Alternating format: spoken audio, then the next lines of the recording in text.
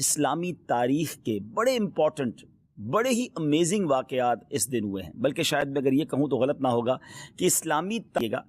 کہ حضرت آدم علیہ نبینا علیہ الصلوۃ والسلام کی جو توبہ قبول کی گئی وہ دن 10 محرم الحرام کا تھا۔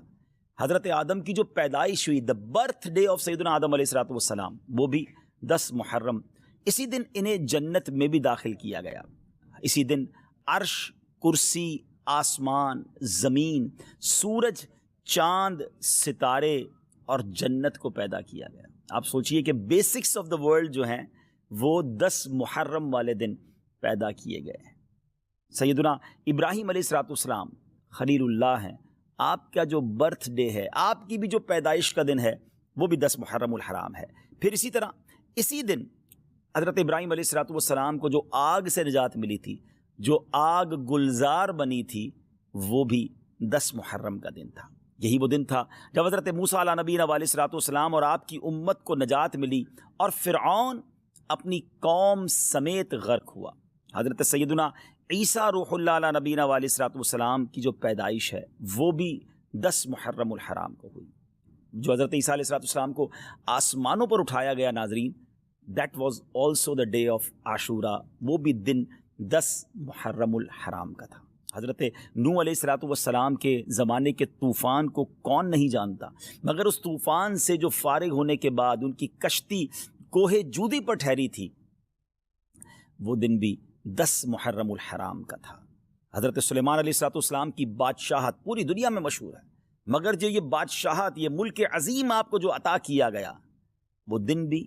10 محرم الحرام تھا۔ حضرت یونس علیہ الصلوۃ والسلام کا واقعہ، جو مچھلی کے پیٹ میں آپ گئے، کتنا مشکل وقت آپ نے گزارا، مگر جو مچھلی کے پیٹ سے نکلنے والا دن تھا، یعنی اس مصیبت سے نجات کا جو دن تھا، وہ دن بھی 10 محرم الحرام ہی کا تھا۔ حضرت یعقوب علیہ الصلوۃ والسلام کی بینائی کا جو ذوف دور ہوا، آپ کی جو بینائی کم ہو گئی تھی، اور جو پھر اللہ پاک نے اپنے کرم سے، بہت طویل واقعہ ہے، قرآنی واقعہ ہے کہ آپ کی بینائی کی جو یوں سمجھے کہ تکلیف تھی یا بینائی میں جو کمزوری تھی، وہ جو دور ہوئی، وہ دن بھی 10 محرم الحرام کا تھا۔ حضرت یوسف علیہ الصلوۃ والسلام کی ہسٹری جنہوں نے پڑھی ہے انہیں معلوم ہے کہ آپ کو گہرے کنویں میں ڈال دیا گیا تھا، مگر اس گہرے کنویں سے جو نکالا گیا وہ دن بھی 10 محرم الحرام کا تھا۔ حضرت ایوب علیہ الصلوۃ والسلام کے صبر کو، آپ کی تکلیف کو، آپ کی بیماری کو آپ جانتے ہوں گے، آپ نے پڑھا ہوگا کہ ان کے ساتھ کتنی پرابلمز تھیں، مگر اس تکلیف کو جو دور کیا گیا وہ دن بھی 10 محرم الحرام تھا۔ ناظرین، دنیا میں بارش جو ہے وہ ہماری لائف کا سبب ہے، پانی کی ایک ہی سورس ہے جو اوپر سے اللہ کی رحمت سے برستی ہے، اور وہ بارش دنیا میں جو سب سے پہلی نازل ہوئی وہ دن بھی 10 محرم الحرام کا تھا۔ یہ بھی یاد رہے کہ اس 10 محرم الحرام کا روزہ پچھلی امتوں میں مشہور تھا، اور یہاں تک کہا گیا کہ اس دن کا روزہ ماہ رمضان کے روزوں سے پہلے فرض تھا، پھر اسے منسوخ کر دیا گیا۔ یہ تقریباً میں نے آپ کو 24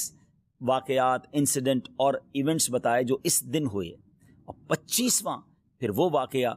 امام علی مقام، امام عرش مقام، امام تشنا کا، امام حسین رضی اللہ تعالیٰ عنہ اور آپ کے رفقا کو بھوکا پیاسا رکھ کر کربلا کے میدان میں جو شہید کیا گیا، وہ دن بھی 10 محرم الحرام کا۔ اگر کسی کا ذہن ہو تو وہ سوچے کہ اس دن میں اللہ کی رحمت کو کس قدر پکار سکتا ہوں، کس قدر عبادت کر سکتا ہوں۔ جو رب حضرت یوسف کو گہرے کنویں سے نکال سکتا ہے، جو حضرت یونس کو مچھلی کے پیٹ سے نکال سکتا ہے، جو حضرت ایوب کی بیماری کو دور کر سکتا ہے، جو حضرت موسیٰ کے لیے عاشورہ کے دن فرعون سے نجات کے لیے دریائے نیل میں راستے نکال سکتا ہے، وہ رب کریم میری مشکلوں کو بھی دور فرما سکتا ہے، وہ رب کریم میرے لیے بھی رحمت کے دروازے کھول سکتا ہے۔ تو یہ رات اور کل کا دن ہم نے عبادت میں، رب کو پکارنے میں